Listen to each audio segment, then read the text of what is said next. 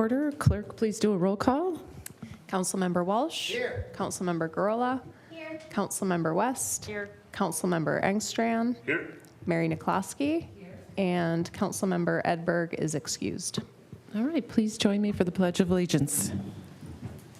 I pledge allegiance to the flag of the United States of America and to the republic for which it stands, one nation, under God, indivisible, with liberty and justice for all. All right, welcome everyone that's here and people on the TV. We're going to get started with item 2A, approval of the regular city council meeting on July 14th, 2026. Do I have a motion to approve that? Do we have a motion? So move. Is there a second? Second. All in favor? Aye. Any opposed? All right, the motion passes. Item 2B, the minutes of the City Council work session on July 14th, 2026. Is there a motion?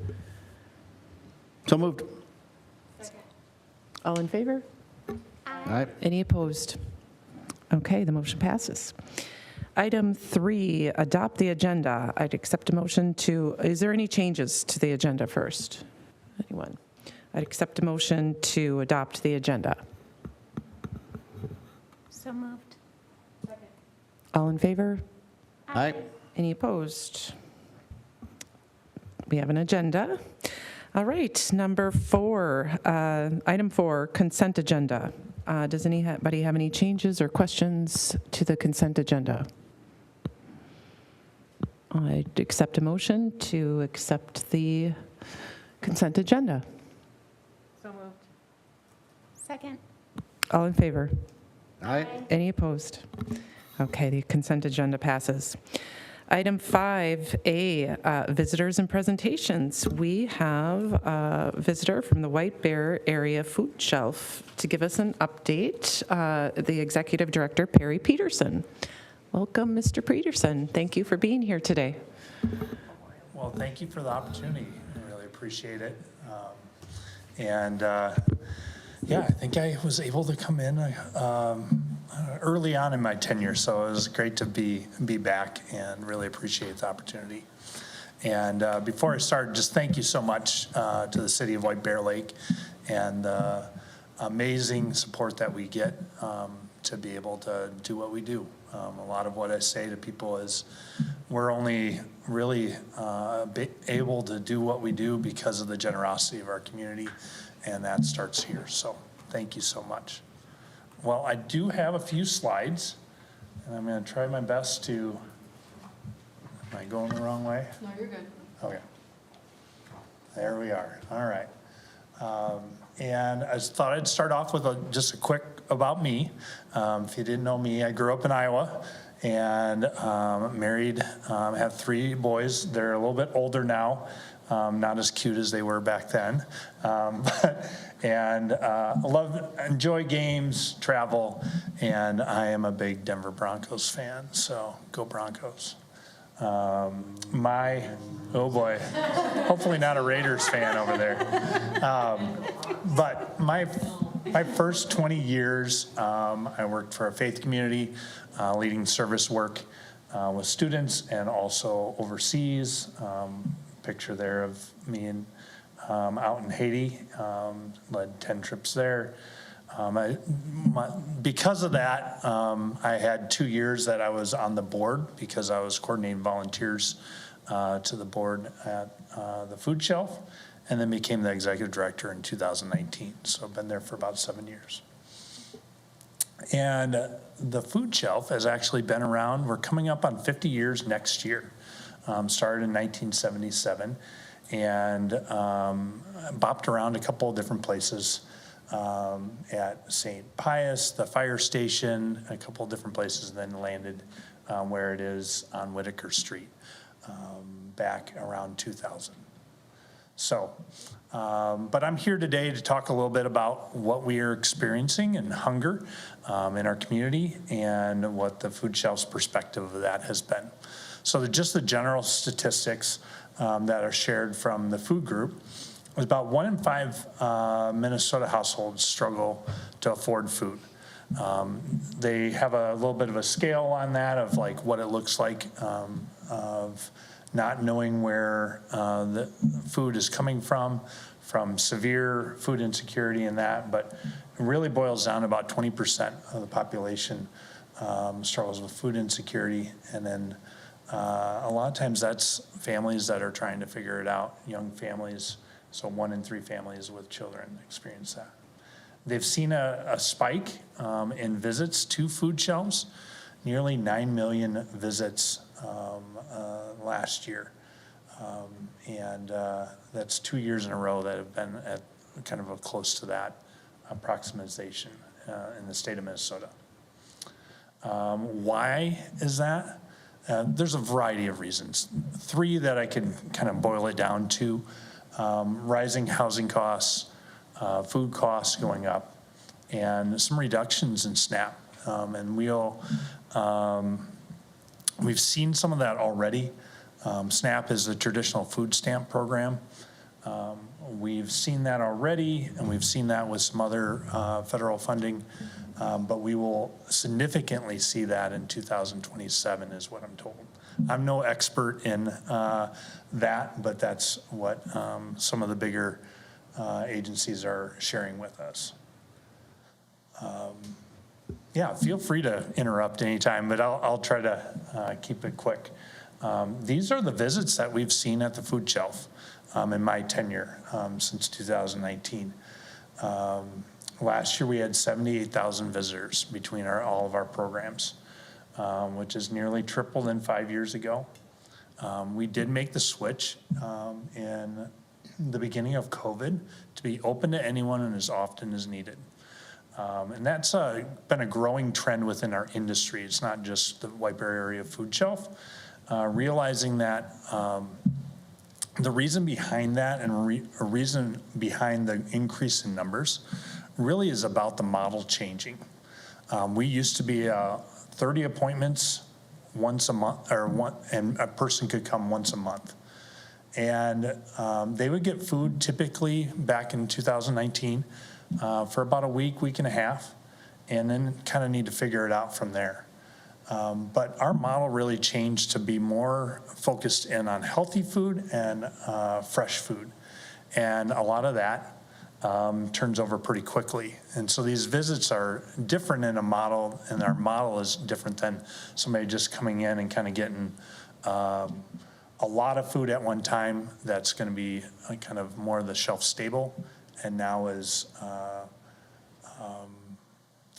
fresh stuff, and also kind of things that we're gathering from other places. I'll get into that shortly. One of the other things this past year I wanted to make note of that we have just been tracking has been the impact of recent occurrences within the United States and also within Minnesota. We saw a substantial spike in visits. We had seen a kind of a steady growth in visits over the last couple of years. But in October, when the government shutdown came out, and also then the news of SNAP being discontinued in November, we saw a huge spike in visits, nearly 8,000 visits that month.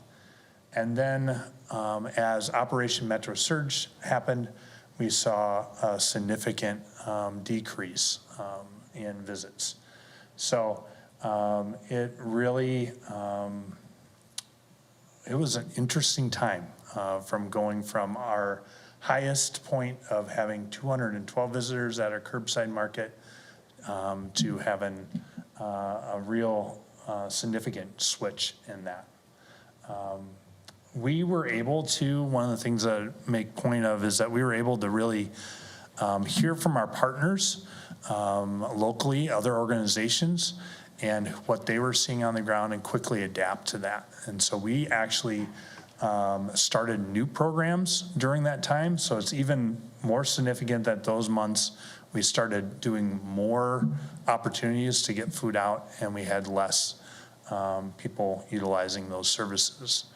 The reasons, I think, are well known. A lot of people felt fearful to be out and about, and we also experienced that within our programs. So that's all I'm going to have to say about that, but if you have any questions, please let me know. But thought I'd kind of go into the basics of our program, where our food comes from, and this is why the model's changed. We actually do about 56% of the food we purchase. And so that is food that we purchase from Second Harvest primarily, and that is our food bank. A lot of people think of Second Harvest as another food shelf. They actually are not. They're kind of our wholesaler. They arrange for free or reduced food, also do some of the federal food, which is called TFAP, and help coordinate that. One of the things I do like to highlight is about a third of our food comes from food rescue partners. These are local grocery stores, and lists that you can see right there. We have 9 different places that we pick up on a weekly basis, and some of them daily within the week. And this is some of the best food that we're able to give away. And that's why that turnover of food is really quickly. This is a lot of times the bakery, deli, and fresh produce that is some of the best food, but also has a short shelf life. We have 2 locations, and we have plus mobile market locations. So the place on Whitaker is our curbside pickup, and then the community market is our new location, and all these different mobile markets. And these are just a few of the different mobile market sites that we distribute out. And I'll talk about those now. Curbside began during COVID because of, wanting to have the restrictions of not interacting and having people in. Pretty tight quarters in the Whitaker location. And so 30 appointments a day was really about the max. What that allowed us to do, moving to this model, was we were able to scale up pretty quickly and be able to do it in a safe manner. And what we found is people really like that model because you don't have to leave your car. Same thing that you'd like at Target or Cup. And so we're open 5 days a week there. It's ideal for seniors that have mobility issues, young families that don't want to bring in 3 or 4 kids, and that kind of thing. Our other market, our other location is our community market. It opened in 2024. It's kind of that corner style grocery market. That's where a lot of our food rescue goes to. And people are able to shop in person. This is our return to person. So we have a virtual wait list line, so we don't have people standing outside the building waiting in line. We implemented that about a year ago, and that is very popular. We have about 150 visitors per day at that location. The last primary place for us is our mobile markets. We take the food shelf to other locations that are really struggling with transportation or mobility. And so we go to some senior facilities, Century College, apartment buildings, and during the summer, we do free produce markets. One thing I didn't put up on the slide that I'm just realizing too is part of our mobile program is also our Kid Pack program, which we give out to school age, elementary school age. We have that available. So it's about 325 to 330 kids each week that receive that. And then in the junior high and senior highs in our school district, we have pantries, so kids can come in and shop. I'll have to add that to the slide. Our volunteers, we have about 250 plus volunteers, unique volunteers, each month that serve at the food shelf.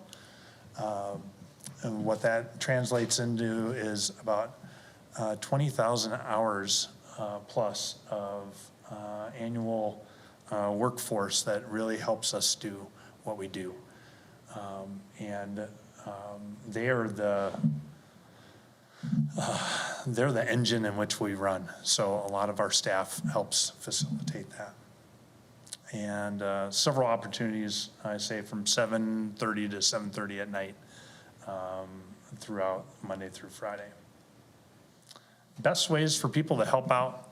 A lot of people think food shelf, food donations, that's great. A lot of times we steer them towards the items that we have to pay close to retail price. So we have our most wanted food items, and we update that on the website on a regular basis.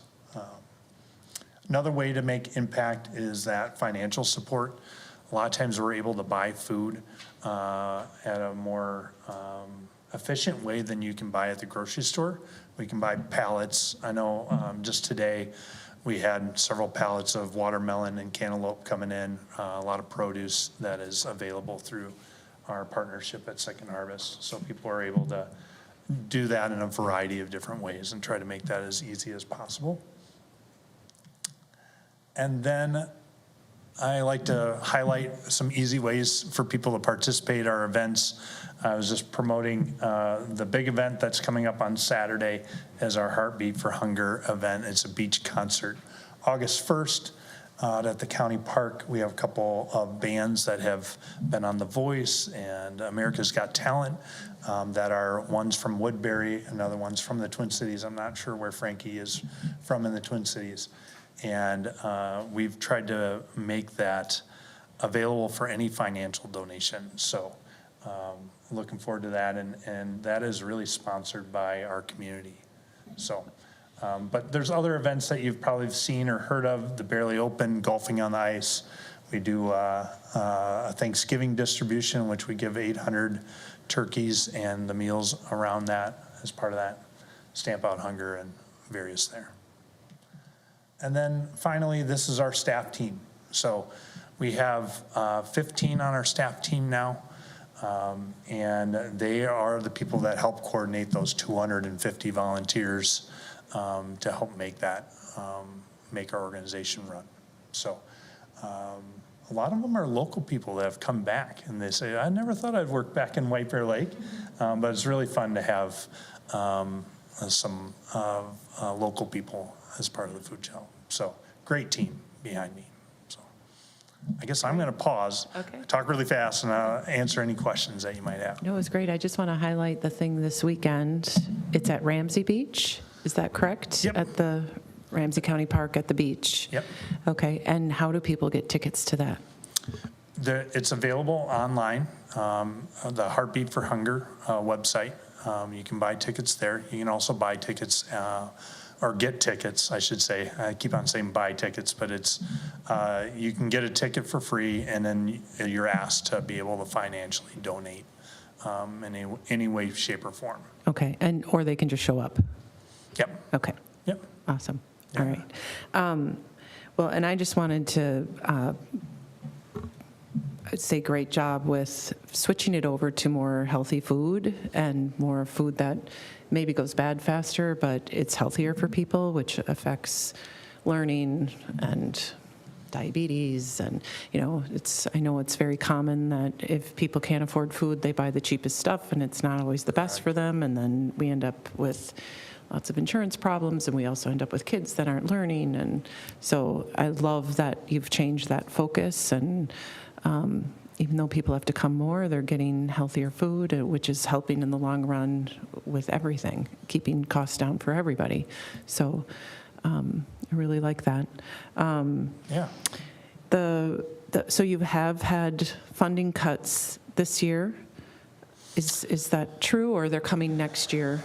Yeah, it's more to the programs that support it. So what we've seen is with the TFAP program, which is federal food that would be available through Second Harvest to us, that we're having to purchase more food. Okay. So we're trying to, arrange our budget accordingly. But we're also, when we look at cuts, it's more either to programs or to the programs that support people.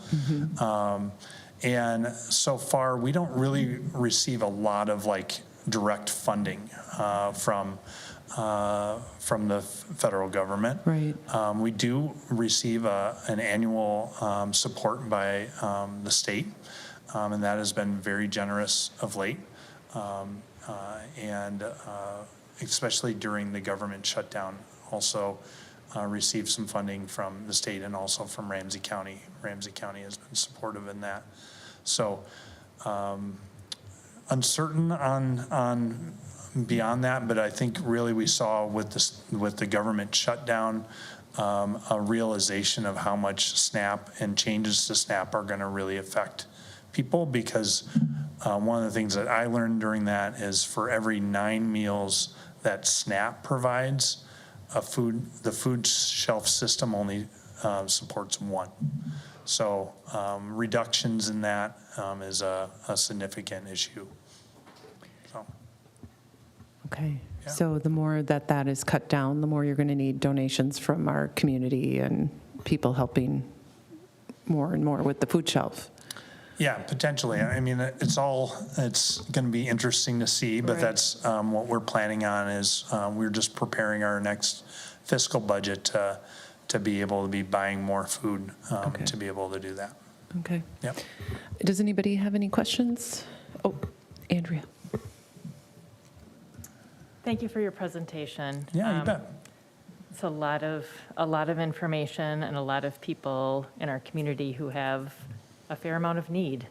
I have worked in nonprofits for decades now, and partially I have at times worked with people who receive SNAP or other, family benefits that have a food component to them. And I can't tell you how much I appreciate the change in the model to opening it up to people when they actually need it and how often they need it. The number of times that myself and my colleagues have had to try to figure out where people can go for their next free food because they're out of money and they've already used this one and they've already used that one. So like, where else can they go? And they don't have money for transportation. It just compounds problems. So I really appreciate that that's the new model that we're going towards. Yeah, a lot of times, I mean, you find that when a person finally gets to a point that they're going to reach out to a food shelf, they're at you don't want to create more and more barriers. They're not there to take advantage of the system. And we really see that as people are very appreciative and realize that this helps take one bill off of their pressure point for them that allows for them to really bring stability for them and their family. Yeah. Yeah. I went to the open house, I think I told you of that, Yeah. of the community market, and there was some office space that there was a discussion about having potentially other, like, community partners that would be there. I'm just kind of wondering if you have an update on that, if there are partners, or if your staff are using that, or kind of if that space is being used for anything. Yeah, what we found out, we did have partners in to our community market and had them tabling like we had intended to. What we did find is that once people were in the market, they wanted to shop and move on. And so we started to do a little bit of tabling outside, which is really dependent on the weather. And then we've shifted some of that to more of our free produce markets because there is a kind of a lineup and there's space and that kind of thing. So that's been a little bit better of a fit there. We really looked at our community market, and we look at it as a stepping stone to what the future might hold and what we'd learned there. One of the things that we didn't build within the model was a lobby where people could have those interactions. There's not really the space and the design there. So that's one of the things that we really are learning from to do differently in the future. And a lot of times it was a very public place for people to interact. And when you're talking about housing instability or mental health, like some of the partners that we're having in there, that very public facing area was just not well received in that way.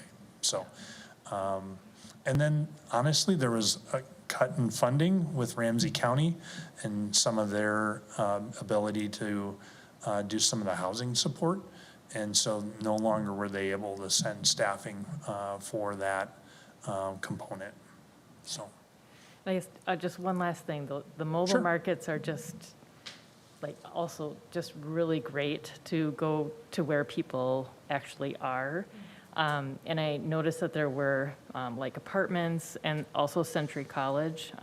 Like, I happened to go to Century College, again, a long time ago, but there were people who had food needs then, just like I'm sure there are now. I'm just curious kind of how it works, like, what's the, how are you received? How is it used? Like, what is it like?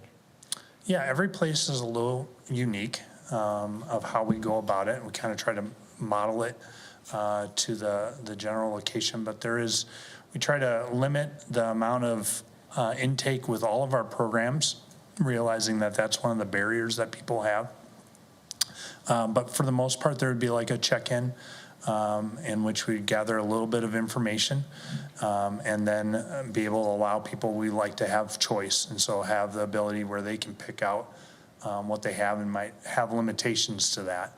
But for the most part, set that up and allow people to shop. So senior facility, we would typically set up in their lounge area, their meeting area, and then have a time for people to shop for an hour or two and be able to kind of utilize that service. I don't know if that answers your question. It's all good, thank Yeah. you. Thank you. I'm wondering about the mobile markets. Have you seen a shift just with the gas prices the way they are right now going up and food prices going up? Have you seen a shift in more people using the mobile markets and less people using the one on Whitaker for the drive up? Well, the mobile markets are really more targeted, so they're not really, it's not necessarily open to people outside of that facility. Okay. And so, not necessarily. I think what we've seen that I've been most curious about is kind of our curbside market being less utilized. And so don't know if there's an association with that or not. But I think it's kind of all interweaves with one another of, with those transportation costs.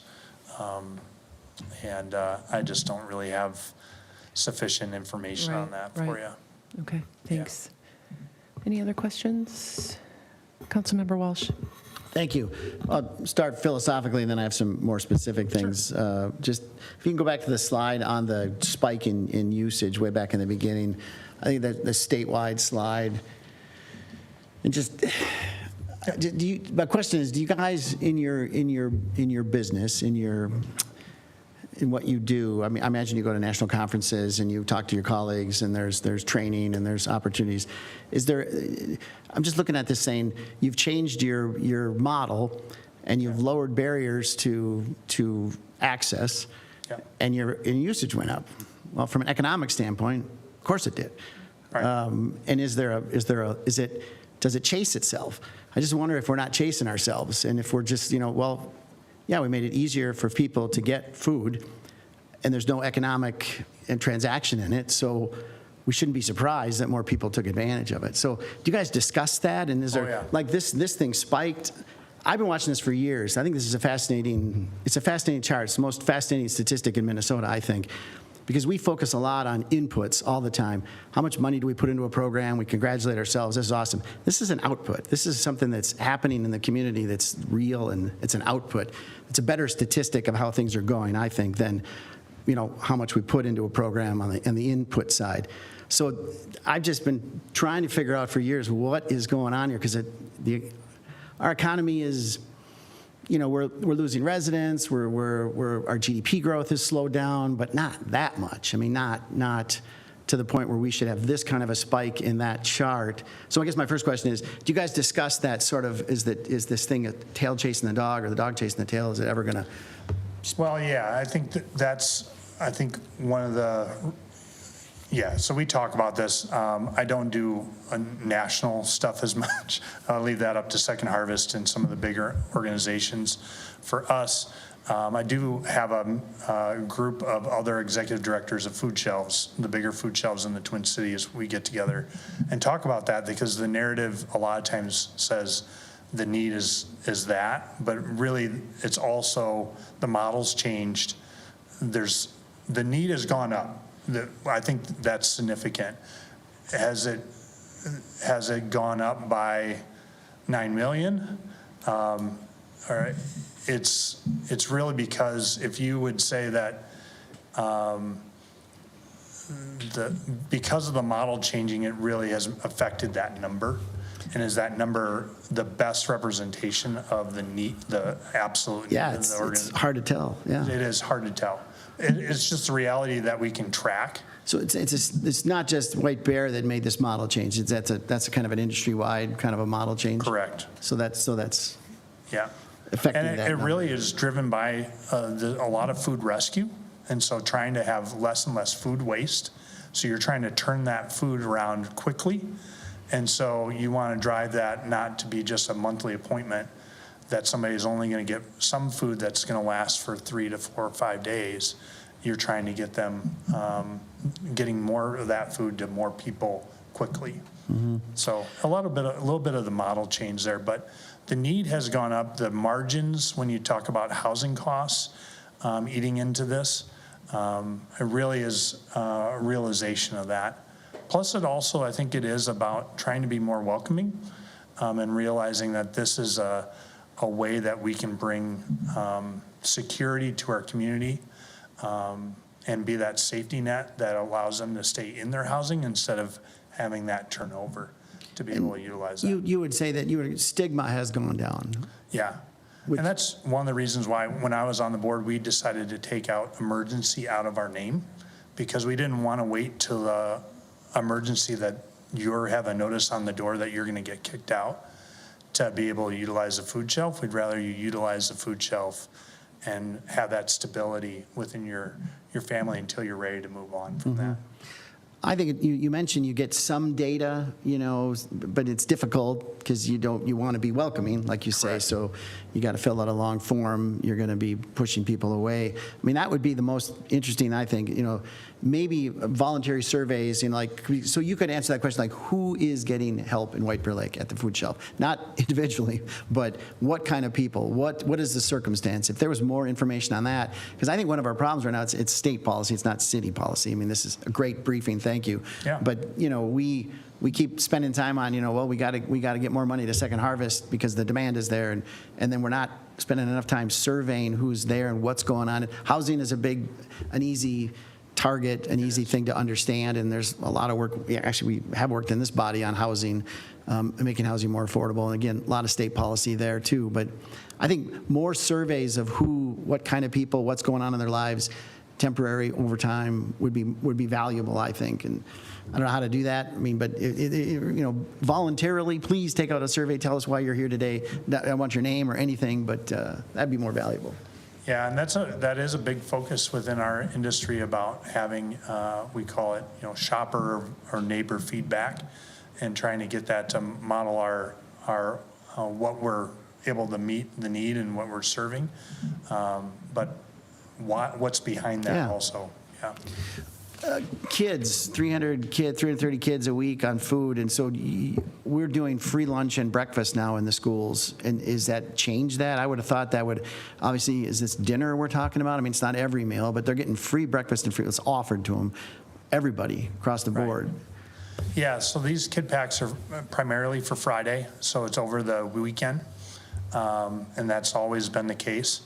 And we did see a dip in kid pack usage.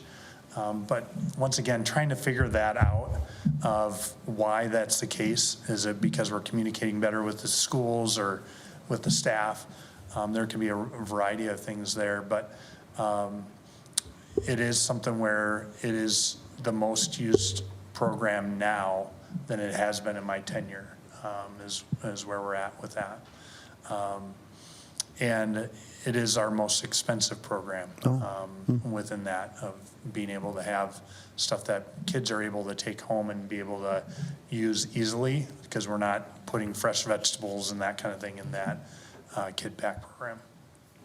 Okay, my last comment is on the curbside pickup, and I have to say this on behalf of my constituent who, and I haven't heard from my constituent in a long time, so I'm hoping that means things are better with the line of cars in front of his driveway and turning around, and I assume you've gotten that kind of feedback. So I guess the good news is I haven't got a call in a long time, but on their behalf, I want to just ask how that's going and let you know that I've heard that feedback and have communicated a little bit to you guys on that. Yeah, it's I feel for our neighbors across the street. Yeah. And realize that that's not, it's unusual, and we try to make the best of it, and they're very good neighbors. They understand. And so it is an issue I'm working on to resolve long-term into a location that would be more suitable for a distribution of that kind. But I really do appreciate our neighbors across the street that have been very supportive of that and have, we can't control people pulling into people's driveways and that, but we do our best to really educate them, tell them, And please let our staff know if there's any issues because we want to address that as quickly as possible. We should, Madam Mayor, we should develop that site and then find a new home for the food shelf. That's the answer long term. Thank you. Let's go. Okay. Does anybody else have any questions? Councilmember Gorola. Yeah, thank you so much for sharing. Especially appreciate your food recovery efforts. Food waste is such a significant impact from a sustainability lens and greenhouse gas emissions. So being able to reuse that and leaning into that, I think is great because there's a need and it's being met. I was wondering, I know during the summer, the Kid Pack doesn't happen. And so my main thing I've been wondering is how apartments, I've spoken to some families, and I volunteered with Kid Pack too, and I think I'm a family of 4, and in the Kid Packs, it's like, okay, 2 boxes of like macaroni, and then like 4, 2 fruit snacks, and, a little thing of cereal. Like, it's some, but for a weekend, it's not a lot, but it really means a lot, I know, to many of these families. Yeah. And most of them are in apartments. And I was wondering, because I had tried to help one parent find a location, and her main thing is, okay, we don't qualify for help, but also we're paying $50 for diaper. Like, so much of the cost of living has gone up that she's like, we just can't. Like, we need to rely on these things we haven't relied on before. And with that, but they also have car issues often. So I'm wondering how a site, how you select an apartment sites, and how those get chosen, or are there things people can say, hey, please come to our apartment, or how does that work? We really rely upon our partners to help us identify that, and especially some of our school partners to be able to help identify young families that are struggling. And so, I think that the process is really dependent on funding of what we're able to do with those, but we really realize that the Kid Pack program and even our mobile program ideally is an entry point into a sustainable place like our two locations. Ideally, our future location would have public transportation to it. But once again, when you think of bags of groceries, public transportation, it becomes complicated. So we have explored different options there. But it will be, as we kind of look at future kind of things, that'll be a high consideration of making accessibility even be more so than just there's not the barriers of where you're coming from or who's involved and what information you're giving, but also how you get there. Yeah, So- and I've even looked helping, this one family, okay, what's a walking path, trying to get there safely, because some are close, like some of the churches, but then if you're trying to cross 61, that's, so things like that, I think we can take into consideration too, a lot of families, okay, I've been without a car living in White Bear Lake, and I was able to get by with my wagon and my kid or my bike and, that. But I think thinking of, ways we can help, I guess, I appreciate that. Well, one thing to know too, and we really tried to make a big emphasis of this during Operation Metro Surge, is people can pick up food for people. And so we do have the ability for proxy shopping. And so if a neighbor is not mobile, another neighbor can pick up for them. And that's a ability for people to do that. I know that we have, that really became more and more of something that we were trying to really make people known, but that had been our tradition for before my time. So for people to be able to do that. And then my last one, kind of comment question. I think your staff's incredible. I think a lot of people who keep returning for like pack and volunteering from my few times I have is like they're there too because they love Maddie and seeing and being able to, you know, just work like she knows them personally and they feel connected. And it's an incredible, you know, community to go and volunteer with. And even Ashley, the first time I volunteered, she said, "Oh, you do food recovery at your work? Can I get involved with that?" And I'm thinking, you do this for a living and you're even trying to get more involved. And I really think it speaks to the people who you have employed there. I'm wondering though, when I usually volunteer, it's, you know, mostly retirees. I believe once there was even a woman who was in her late 80s and she was there. Yep. And I'm wondering if you have concerns about that. Like I know Carol does a great job saying, oh, hey, here's the open spots. And, you know, it's usually pretty full. But do you have concerns about that demographic? If they get to a point not being able to volunteer, and do you see there is more of a younger demographic being able to fill those spots, or is that something you all have concern about, or no? You know, I wouldn't say that it's a big concern at this point in time.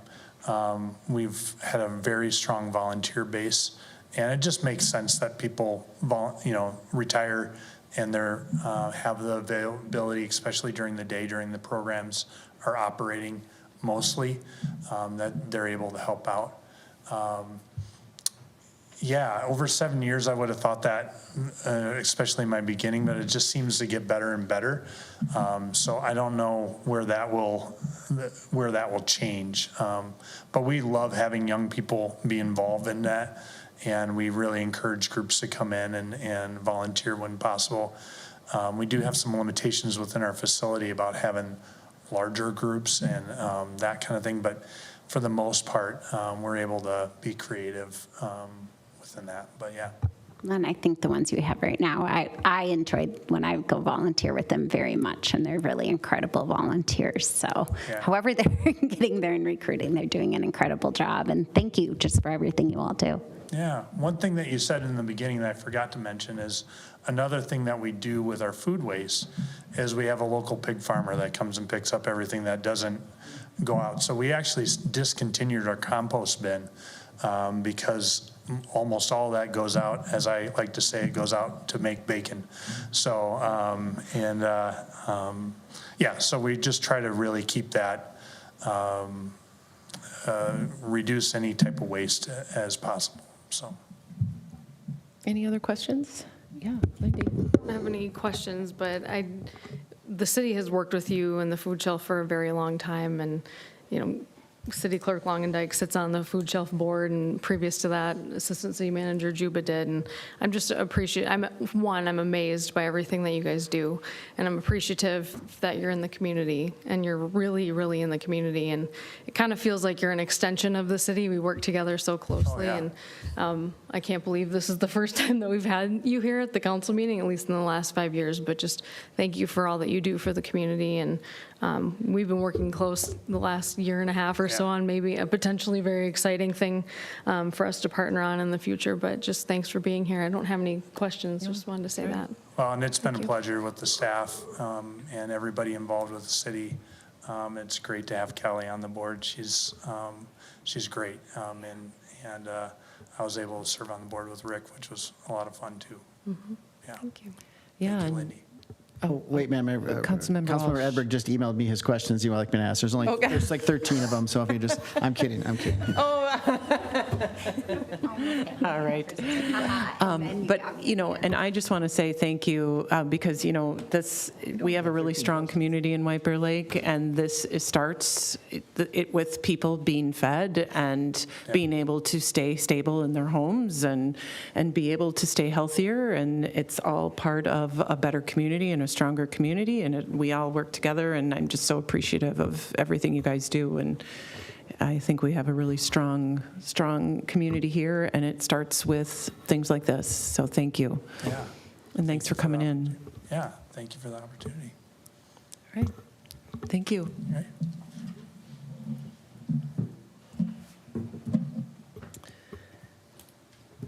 All right. Item 6, public hearings. We have nothing scheduled. Item 7, unfinished business. We have nothing scheduled. Item 8, new business. We have nothing scheduled. Item 9, discussion. We have nothing scheduled. Item 10, communications from the city manager. Ms. Crawford. Couple slides just to prolong the meeting here. Yeah. Just for Councilmember Engstrand. Primary election is coming up, and there's a lot on the screen. People can read it if they want, but I just thought that we should share some, voting in person before the election day options. There are 3 locations in Ramsey County for people to do that, in St. Paul and Roseville and Shoreview, and dates and times are up there. It's complicated, so we wanted to list everything. And then, of course, for voting in person, there's something beeping. Tuesday, August 11th, polling places are open 7 a.m. to 8 p.m. And because we have the primary election on August 11th, the regular city council meeting is moved to Wednesday, August 12th at 7 p.m. And, oh, sorry, will that be on our website, the voting locations and the dates? Ramsey County. So if people want to learn more. Yeah, so Ramsey County administers our elections for us. We put it all in our spring newsletter. And then, it's can be found on that website link right there, ramseycountymn.gov/elections. Excellent. Thank you. And then upcoming events, I thought I edited this to say floats with the fuzz and fire. July 29th from 1 to 2:30. I think that's tomorrow, right? Yes, tomorrow. Yes. The last Market Fest of the season is Thursday, 6 to 9 p.m. downtown White Bear Lake. It's the Environmental Expo that our staff put a lot of effort into, among many others. So please join us. The farmers market is going on now through October 30th from 8 to 12 on Fridays on Clark Avenue. Night to Unite, National Night Out, is, of course, across the country, but that's the evening of August 4th, and half of our elected officials will be out and about with police and fire, so in their respective wards. So looking forward to that. And then the last Fridays with firefighters is August 7th from 10 a.m. to 12 p.m. at the South Fire Station. Thank you, Mayor. Thank you. All right. Does anybody else have anything they want to report or discuss? No? Okay. All right. Item 11, adjournment. I would... Move to adjourn. Yeah, thank you. Is there a second? Second. All in favor? Aye. Any opposed? And we're adjourned.